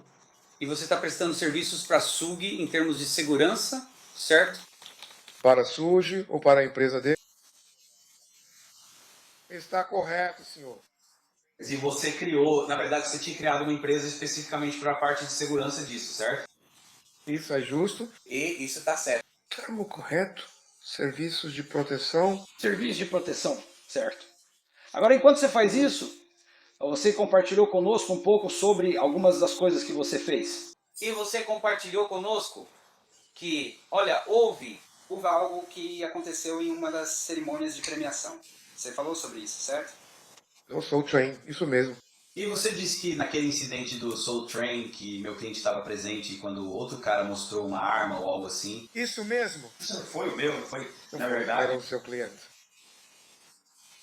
E, mais uma vez, sua segurança, seu ex-policial, você chegou a relatar esse incidente à polícia. Eles fugiram. Na verdade, a polícia deteve o indivíduo do lado de fora do portão ou em direção ao portão. O que aconteceu com ele, eu não sei, porque eu estava mais interessado em levar meus clientes para dentro da premiação. E seu pai, só para refrescar minha memória, era tenente na época em Compton? Ele era capitão. Naquela época, ele era tenente, um tenente. Senhor, e o papel dele, e pelo que ele era responsável, eram as gangues Compton. Está correto, senhor. Então, seriam informações que ele talvez teria obtido ou que você teria contado para ele? É isso que as pessoas confundem sobre a aplicação da lei. Compton é uma cidade a cerca de 8 a 10 milhas de distância de... Bem, foi na USC que o incidente aconteceu. Isso fica a cerca de 20 milhas de distância de Compton. Então, o Departamento de Polícia de Compton e o Departamento de Polícia de Los Angeles não compartilham informações entre si, como as pessoas pensam, na aplicação da lei. Aceitou? Mas você está falando de alguém que é de Compton. Você está dizendo que aquele cara ali que é de Compton estava presente naquele evento específico. Não foi nada demais. Era só um cara que esbarrou em um policial. Então, na sua cabeça, não se trata dessa ideia de que isso é coisa de gangue. É só algum idiota com uma arma, mostrando a arma, certo? Eu concordo com você. Então... Mas eles também vão proteger a Bad Boy Records. Ok, a gente pode Vamos falar sobre isso daqui a pouco. Mas sim, em relação ao seu papel na sua empresa, você em algum momento... Você, obviamente, agora está trabalhando com SJ e existe essa ideia com a Death Row ou Death Row Records de que pode haver, sabe, uma espécie de tensão no ar. Havia algo acontecendo durante aquele período, antes de, você sabe, setembro de 1996 que estava te mostrando. Ei, eu preciso garantir que a Death Row Records esteja protegida. Sempre teve um elemento, por causa de incidentes, quando você vai a boates, o ambiente das festas, sempre tem algum problema. É, porque você está lidando com alguém como Suge Knight, e naquele momento, qualquer outra pessoa que trabalhava para ele, tipo os artistas, certo? Você está falando do Snoop, está falando do Tupac, que você teria segurança adequada para protegê-los, tipo de fãs e esse tipo de coisa. Eu dizia que meu papel era ser uma boa testemunha. O Sr. Knight tinha acabado de passar por uma situação com um de seus artistas, Snoop Dogg, que estava sendo julgado por assassinato. E eles acabaram ganhando a causa. Mas eles sofreram uma condenação pesada, principalmente por causa das qualificações ou da falta de qualificações do segurança que estava atuando como segurança, que atirou e matou a pessoa. Foi assim. E então, quando você tem uma grande empresa como o Sr. Knight tinha, eu achei que era melhor e ele também achou que era melhor. Talvez os advogados dele, eu não sei, a gravadora dele. Isso, vamos colocar alguns profissionais ao seu redor. Então, na maioria das vezes, sua prática era contratar pessoas que eram policiais de folga ou policiais aposentados. Está correto, senhor. E você fazia isso porque eles eram devidamente treinados e você podia confiar no julgamento deles. Isso, e meu papel era ser uma boa testemunha. Senhor. Mas, com relação ao papel deles, os papéis deles, obviamente, no final das contas, eram proteger as pessoas que eram seus clientes. Isso teria sido a Death Row Records. E quem quer que o senhor os designasse para proteger... O melhor que puder. Entende. Então, em relação ao que acontece aqui em Las Vegas, certo? Seu depoimento é que o senhor chegou aqui em Las Vegas e estava aqui na sexta-feira. E o senhor está aqui para se preparar para o que vai acontecer no sábado. Na sexta-feira à noite o Coke Club abriu. Como eu disse, não teve muita gente, mas com certeza para o sábado à noite, sim. Senhor, na verdade, Tupac e Suge só chegaram no sábado mesmo? Eles só chegaram no sábado, isso mesmo, senhor. E eles vieram dirigindo? Eles vieram dirigindo, sim, senhor. Então, eles vieram dirigindo. Você está lá, está trabalhando e está no 662, certo? Estou no 662, sim, senhor. Ok, então vou te mostrar aqui uma imagem e vou pedir ao escrivão para marcar o próximo em ordem como prova proposta pela defesa. Veja, eu acho. Sim. Viu? Posso fazer uma pergunta sobre... Isso, você reconhece isso? Esse é o Club 662, sim. E com relação a... Me desculpe. E com relação àquela fotografia, ela seria uma representação precisa do Club 662, na época que estamos falando aqui? Eu concordo com o senhor, sim, senhor. Agora. E nesse momento, eu solicito a admissão da prova de defesa C. Alguma objeção a isso? Não. Não. Que Deus abençoe Submit. Tem alguma outra pergunta? Vou mostrar isso ao júri aqui rapidinho. Então, esta é uma foto de 662. Agora, você nos falou um pouco sobre o que estava acontecendo no sábado à noite.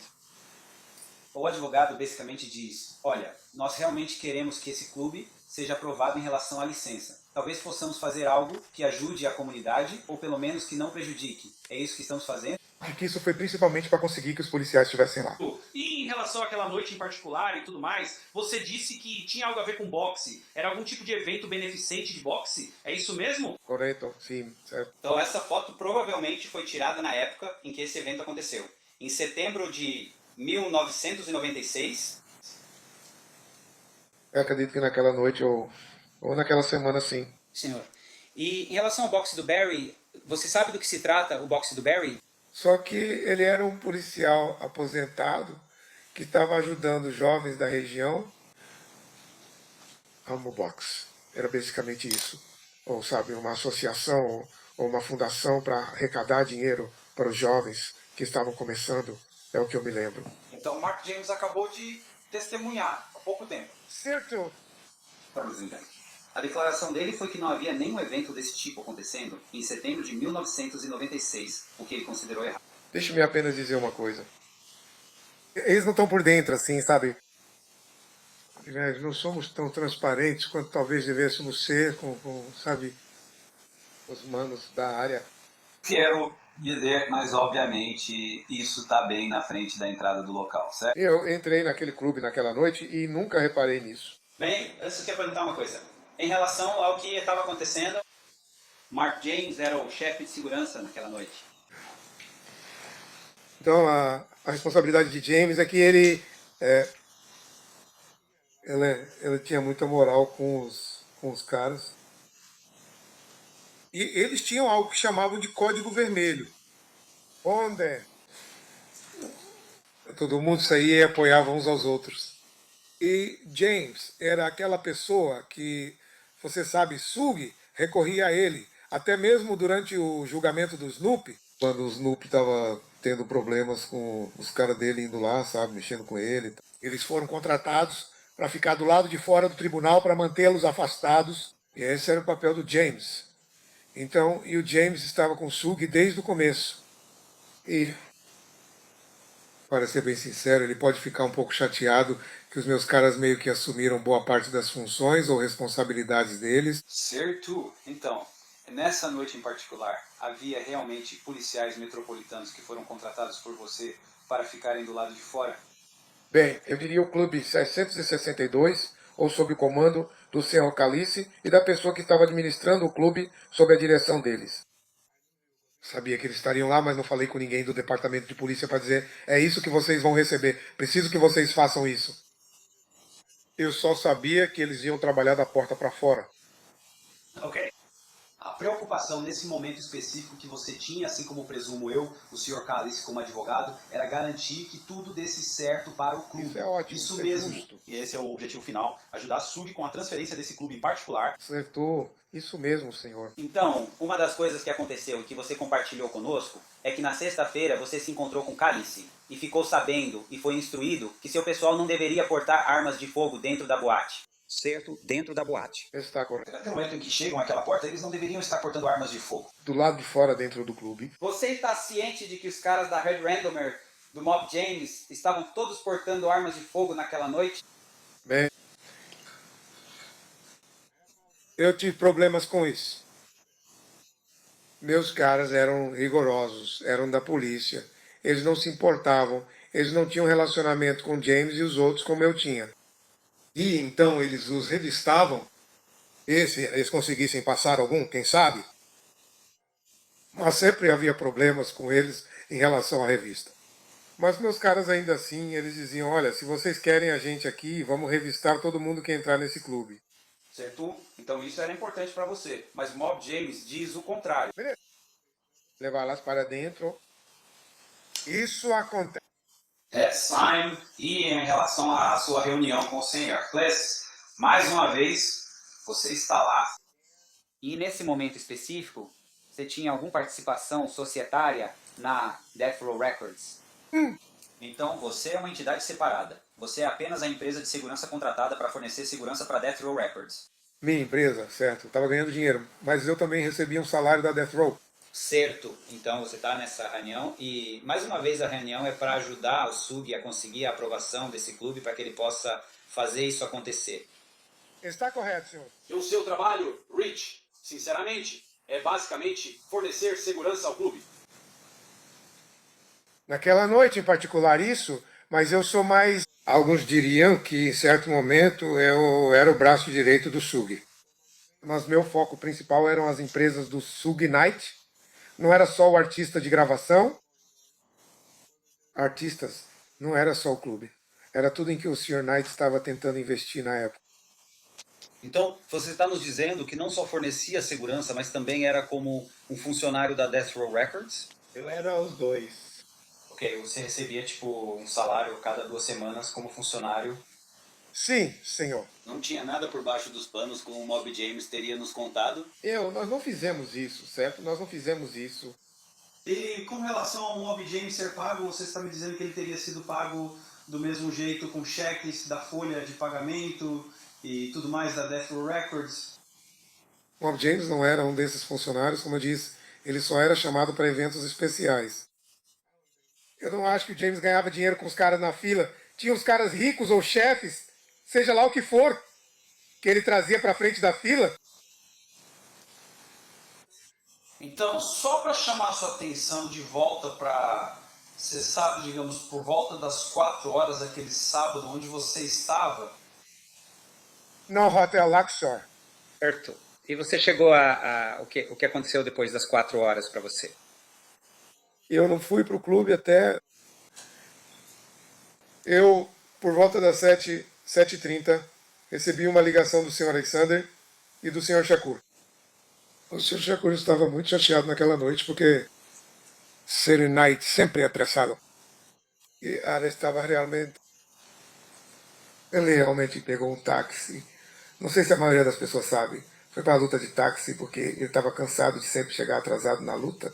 Bem, ele sabia que podia me ligar porque a maioria das pessoas me liga porque sabe que geralmente consigo falar com o SUG.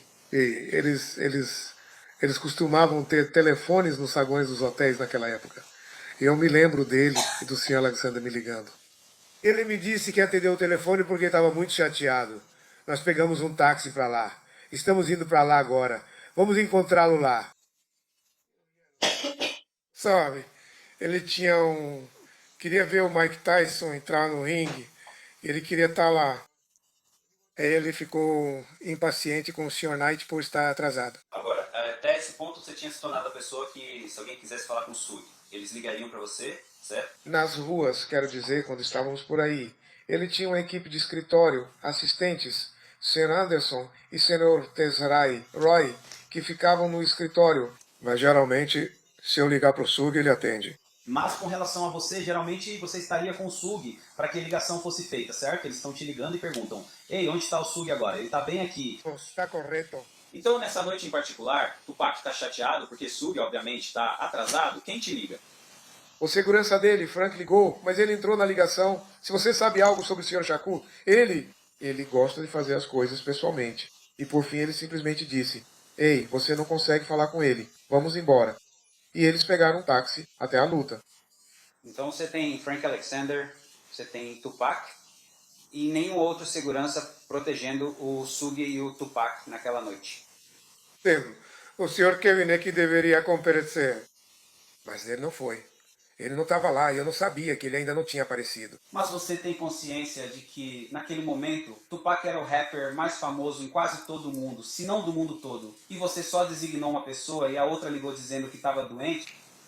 E ele não ligou dizendo que estava doente, ele simplesmente não apareceu. Mas sim, quero dizer, não era incomum para o senhor andar por aí com um cara só e todos os caras do outlaw dele. Mas, mais uma vez, você está nos dizendo que é só o Frank Alexander que está vindo do seu escritório, certo? Isso mesmo. E você também compartilhou conosco que há outras pessoas dentro dos 662 que estão revistando a equipe do Mob James, mas você não pode mandar mais ninguém para ficar lá com o Tupac. Se eu soubesse que haveria um problema como o que acabou acontecendo, é claro que eu teria feito isso. Eu teria pedido para eles ficarem em um hotel, se eu soubesse o que ia acontecer. Você sabe que era a noite da luta. Era uma luta do Mike Tyson e que todo mundo no mundo iria para Las Vegas para assistir a luta, certo? Tem muita gente. Na sua opinião, só se você acreditasse que Tupac fosse de alguma forma se envolver em uma briga ou algo assim, você teria colocado mais de uma pessoa. Só estou pedindo para você esclarecer. Eu teria colocado um exército ao redor dele se eu soubesse que algo assim fosse acontecer ou suspeitasse que algo assim fosse acontecer. Mas os cavaleiros que estavam com eles e aqueles que você viu chutando o Sr. Anderson, aqueles também eram seguranças. Eram seguranças de quem? Equipe da Death Row. Mas, mais uma vez, deixa eu deixar claro. Você, nesse momento específico, só tinha um segurança com todas essas outras pessoas da, sei lá, da Death Row Records, que não são seguranças. Eles são todos gangsters, chefões da máfia. Sim, eu confio mais neles do que posso confiar no meu segurança. Sim. Não, mais do que você confiaria em policiais, policiais de folga e policiais aposentados, você confia nesses chefões da máfia. Eu realmente confio. Ok, agora, Além disso,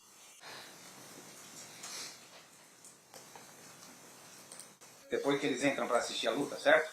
Eu suponho que o Frank Alexander provavelmente não tinha ingresso. Sabe, isso sempre foi um problema com o Sr. Knight. Ele prometeu a todo mundo que eles poderiam ir assistir a luta. Quando chegamos na porta sempre é um problema. Mas uma coisa sobre ele, ela vai colocar os dele lá dentro, pelo menos o Sr. Shakur, um segurança, se não os dois, e eu mesmo. Ele vai garantir que a gente entre. Então todos eles entram para assistir a luta. E então, por algum motivo, Bruce Seldon leva um soco fantasma, cai no chão no primeiro round em 1 minuto e 45 segundos, certo? Você chama isso de soco fantasma? E você diz... Eu só tô olhando a gravação, certo? Tudo que temos é um roteiro. Então ele cai no chão, a luta acabou. Eles saem da luta. Certo? Empolgado. Você tá vendo ele? Sim, Tupac estava muito empolgado. Empolgado. Então they have decided to bring Frank Alexander, saying, ei, a luta terminou cedo, estamos a caminho? Nenhuma... Isso é normal. Certo, e eu quero ter certeza de que estamos claros sobre o tipo de comunicação que você tinha. Então, os celulares, eu não tenho certeza se estavam disponíveis para todo mundo. Você tinha um... Praticamente todo mundo tinha celular, mas eles eram caros. Você me ligou depois das 7 horas, certo? Naquela época. Mas... Você não entende, Mas eu tinha os celulares Nextel do Nick, a gente tinha uns 8 a 10 deles, eles faziam dupla função. Meus caras sabiam que só deviam atender aquele celular se fosse uma emergência. E os nossos comunicadores dos Nextels do Nix, você podia usar no telefone. Era assim que a gente se comunicava. Numa foto com o Budry, você vai ver um pendurado no bolso dele. Esses eram os tipos de celulares Nextel que a gente tinha. E voltando ao que o Frank tem, o Frank realmente tem um desses rádios. Ele tinha um... Mas depois descobriu, sabe? Depois que a gente analisou tudo com calma, que ele estava descarregado. Então ele tá lá. Ele não liga quando você sai da briga. Agora, ele te liga depois que a situação acontece com Fernando Anderson. Não, senhor. Todos eles saem correndo, né? Todos eles voltam, acho que para Luxor. Está correto. Mas você não sabe disso porque ninguém te liga. Não ouvi nada, não sabia que era um problema. Então você ainda lá no 662, você está preocupado em garantir que o clube passe nas inspeções e você está lá esperando. Enquanto isso, as pessoas são buscadas no Luxor e depois são levadas até a casa de Suge Knight. Beleza. Se você não souber, pode simplesmente dizer para eles. eles. Eu presumo que eu não sei. Não sei. Eu sei. Eles estão seguindo pela... Domingo e os disparos ocorrem nesse ponto específico, certo? Mas você não sabe, correto? Então você está sentado no clube e não sabe. Eu não estava sentado, mas sim. Bom, tanto faz. Quer dizer, tenho certeza de que você está trabalhando, certo? Então você está trabalhando e sua preocupação é garantir os passes do clube, inclusive os passes para Suge Knight. Mesmo com o advogado dele presente, todos esses policiais do lado de fora, e você tem a competência de segurança do Mob James lá dentro, certo? Cerca de 25 a 30 dos meus caras. Então, mais uma vez, sim, 20 a 30 dos seus caras, policiais aposentados ou policiais de folga. E todos eles estão lá. E em algum momento, você recebe um aviso de que o Tupac havia sido baleado. Fui notificado, correto. Através daquele lance de walkie-talkie da Nextel. Não, senhor. Como isso aconteceu? O Sr. Williams e o Sr. McDonald correram até mim e me contaram. Acertou. Ninguém da sua equipe, mais 2 pessoas que estavam associadas ao pessoal da Death Row. Don George. Gerard. E foram eles que te disseram que, ei, algo aconteceu com o Tupac. Então, nesse momento específico, o que você fez? Como eu disse, inicialmente eu não acreditei neles. Mas estamos falando de segundos agora. Senhor Caliça, de alguma forma, sabe, confirmou que sim, algo está acontecendo. E então eu, observando algumas das viaturas policiais que estavam designadas para o serviço, trabalhando no estacionamento ou retirando placas de licença. Indo naquela direção me fez acreditar que algo está acontecendo. Agora, Suge Knight apareceu no clube e continuou festejando naquela noite? Eu não sei, mas eu já ouvi o James dizer isso antes.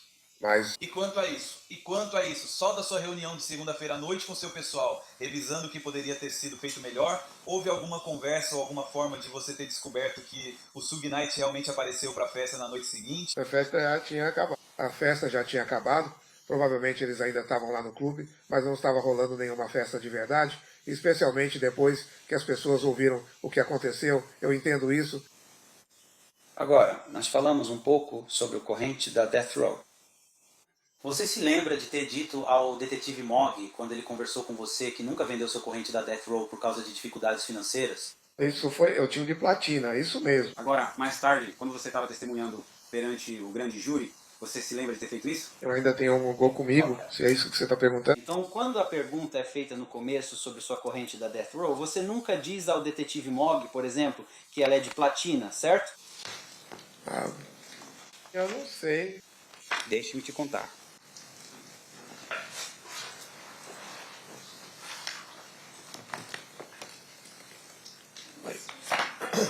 A câmera tá ligada, você quer desligar a câmera. Desculpa.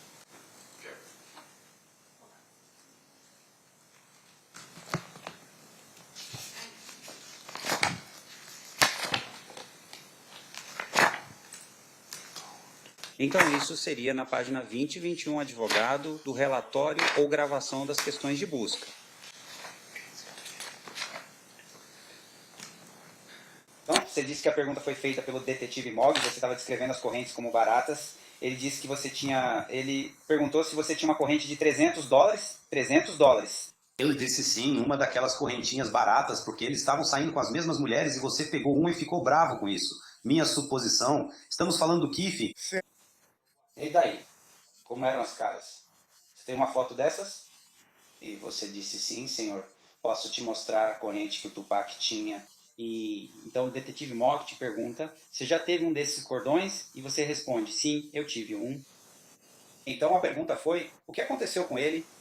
Você disse, pô, a coisa apertou. E o detetive Mogg se compadece e diz, eu entendo.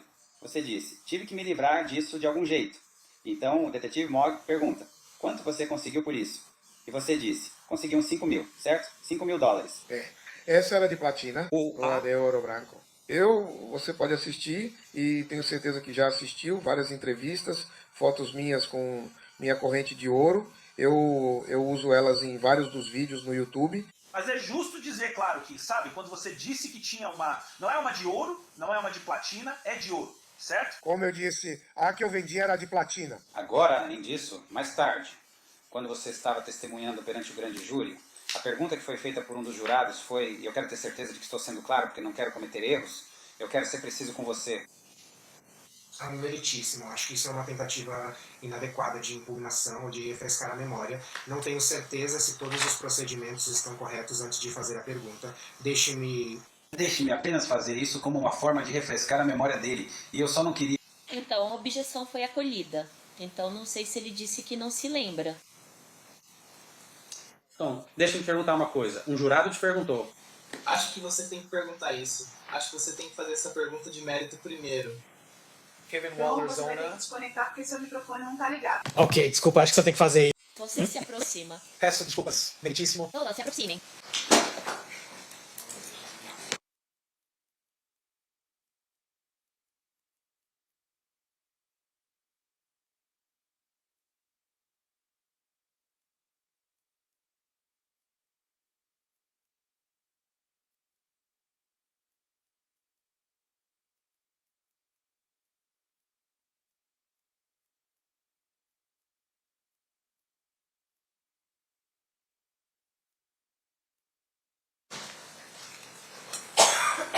Desculpa.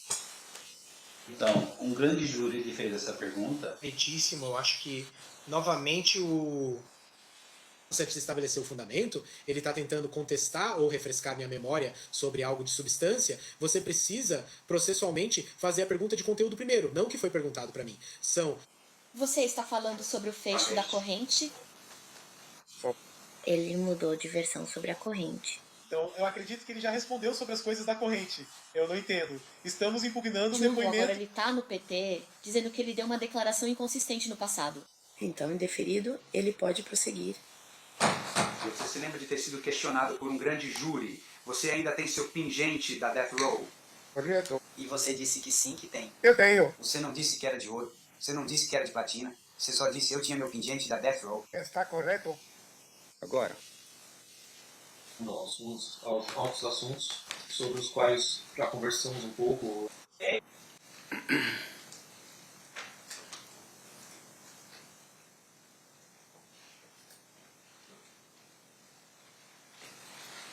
E mais uma vez, peço desculpas.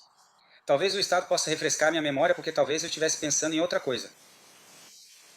Você foi condenado por um crime. Foi. E com relação a esse crime, foi um crime grave. Foi venda de maconha. Não, volta aqui rapidinho. Foi venda de maconha e também foi desfalque. É isso mesmo que... Não, era tudo lavagem de relacionado a dinheiro. Ah, ninguém vai fazer isso. Sim. E com relação a essas duas coisas, isso aconteceu na Califórnia. Não, na verdade, bem, eles têm um motivo pelo qual eu me meti em problemas, porque isso cruzou as fronteiras estaduais até Memphis. Na verdade é Memphis, Tennessee. E como cruzou as fronteiras estaduais, virou um caso federal. Correto. E isso aconteceu muito depois de você ter sido policial. Sim, foi em 2019, bem, 2017 eu acredito. Certo. E em algum momento você se torna o gerente geral da Death Row Records. Isso foi em 1997, senhor. 1997? Sim, está correto. Então o Suge Knight está em Las Vegas. Você estava com ele todos os dias. E em setembro de 1996, eu achava se envolvendo nessa confusão e de repente ele está indo para a prisão, certo? Desculpe. Por quê? Deixa eu te perguntar uma coisa. Por que Suge foi para a prisão? Ele violou a liberdade condicional dele. Certo. Então, você sabia, claro, que ele estava em liberdade condicional, certo? Antes de continuar O tempo a análise. todo que estive com ele. Você sabia? Desde 1994, sim. Sim. Então você sabia que a pessoa, o número 1 da Death Row Records, o principal para você, poderia ir para a prisão se ele se envolvesse em uma briga, por exemplo, certo? Correto. E é nessa noite em particular, você não estava por perto dele quando ele se envolveu nessa suposta briga, certo? Eu estava com o Sr. Knight em cerca de 70% a 80% da vida dele. Então tem uns 20% do tempo que eu não estava com ele. Público. Se você quiser dizer assim, quero dizer público. Porque muitas vezes ele estava dormindo com alguém e eu não estava com ele. Então no momento mais importante da vida de Suge Knight, quando ele precisava da sua proteção, você não estava lá para ele. Infelizmente não, isso mesmo. E então você se tornou o gerente geral da Death Row Records. Pedido dele, não de mais ninguém. Tudo bem, sem mais perguntas. Tudo bem. Promotoria, mais alguma pergunta? Desculpe por isso, colega. É a relação a quem determinou quem iria administrar a Death Row Records enquanto o Sr. Knight estava na prisão? Tudo bem, me desculpe. Desculpe, quem determinou que você ficaria responsável pela Death Row Records enquanto o Sr. Knight estava na prisão? Foi ele. Sabe, eu o visitava 4 vezes por semana durante aquele período em que ele estava preso. Nada. Isso, seu Sam. Só uma coisa para esclarecer. Então, Suge Knight te nomeou gerente geral quando ele estava sob custódia. Está correto. Sem mais perguntas. Algum comentário? Senhoras e senhores, alguém tem alguma pergunta para essa testemunha? Claro. Tudo bem.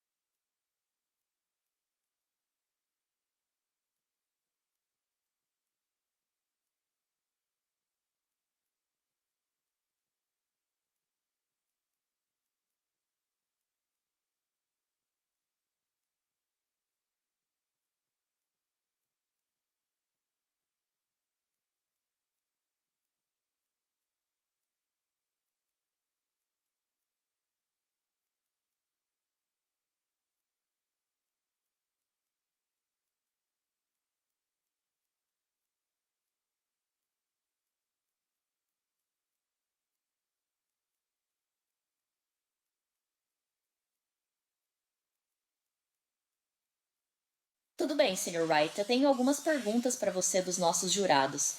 Primeiro, se eles sabiam que os celulares eram para caso de emergência, por que que eles não ligaram quando o tiroteio aconteceu? Por que você só ficou sabendo pessoalmente depois? Eu realmente quero saber por que eles não me ligaram. Essa era a responsabilidade do Sr. Alexander.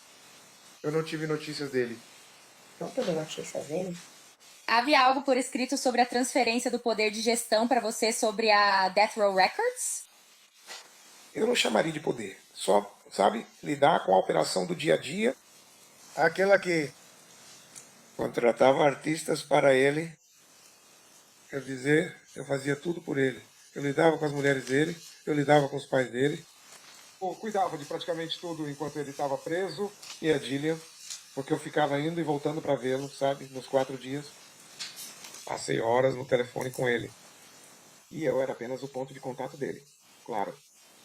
Então, havia algo por escrito sobre isso? Não que eu saiba lá. Sirto, havia alguma testemunha disso? Bem, tem uma moça sentada aqui agora que eu assinei. Sabe, enquanto ele estava preso, na gravadora. Havia algo por escrito? Me desculpe. Você assinou. Você não a sinaliza como uma ordem. Tudo bem. Promotoria, alguma pergunta com base nessas respostas? Não, promotoria. Tem alguma pergunta? Penhole, sim. Certo, só quero ter certeza de que entendi. Você se tornou o gerente geral da Death Row Records. Quais eram essas responsabilidades no trabalho? Eu fazia de tudo para ser honesto. Eu fui quem levou o Sr. Shakur até a prisão para se encontrar com ele. Eu, ajudava também, então... ajudava a montar os álbuns. Me encontrei com Jimmy Iovine, que era nosso distribuidor na época. Negociei acordos com ele. Tudo que eu fazia era aprovado pelo Sr. Knight, mas eu era o ponto de contato dele. Você já teve uma procuração assinada pelo Sr. Knight para assinar em nome dele? Não, o que eu fazia era gerar toda a documentação e enviá-la. O advogado dele vinha visitá-lo às terças-feiras. Se fosse algo realmente importante, ele assinava às terças-feiras. E se eu precisasse, antes disso, ele era casado com uma moça chamada Michelle Lee, ou pelo menos ela achava que eles eram casados. Ela assinava, ela tinha procuração para assinar, mas ela não lidava com ninguém. E também tínhamos um carimbo que duas amigas dele usavam para assinar cheques ou alguns contratos, se elas aceitassem. Então, se houvesse algum problema com a conta bancária, por exemplo, você tinha que pedir para outra pessoa resolver isso, não você.